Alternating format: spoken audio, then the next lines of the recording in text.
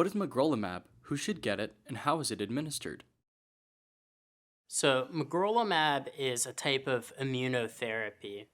It blocks this one process in your body that cancer cells use to evade the immune system called phagocytosis. And cancer cells basically tell the immune system, send off these signals saying, hey, don't eat me, don't eat me. And this drug blocks that signal. So then all of a sudden your immune system says, hey, this is a cancer cell, this is bad, and clears it out.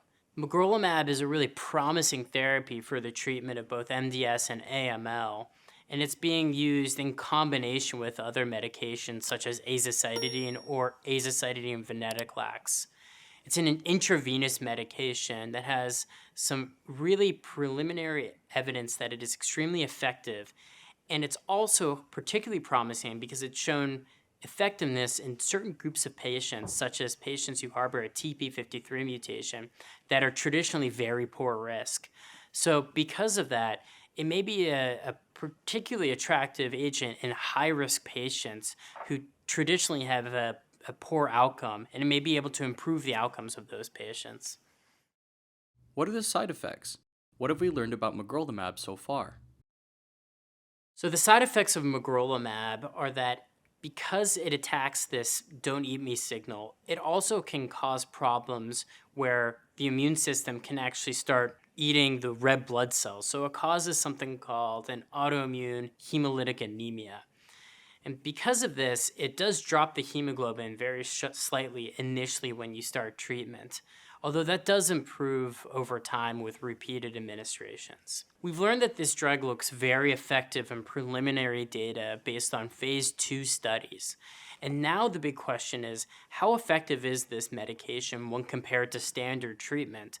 What does magrolimab add to the current treatment regimen, and how does that really benefit the patient, and how much will that really change the overall prognosis of patients who have AML? What stage is magrolimab at in development? Magrolimab is currently being evaluated in numerous phase 3 testing, which is where we randomize patients versus standard treatment plus magrolimab. And it's being evaluated in several different settings in the phase 3 setting. And this will give us very conclusive evidence whether this medication is effective or not. How can magrolimab change the way AML is treated?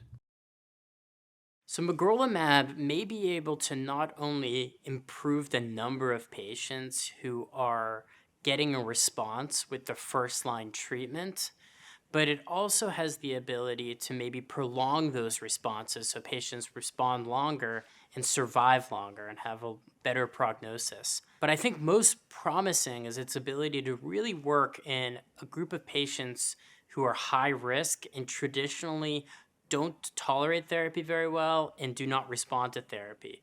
And in those high-risk patients, if magrolimab is able to be shown to be effective, I think that offers a large amount of hope for patients who traditionally didn't have many treatment options available to them.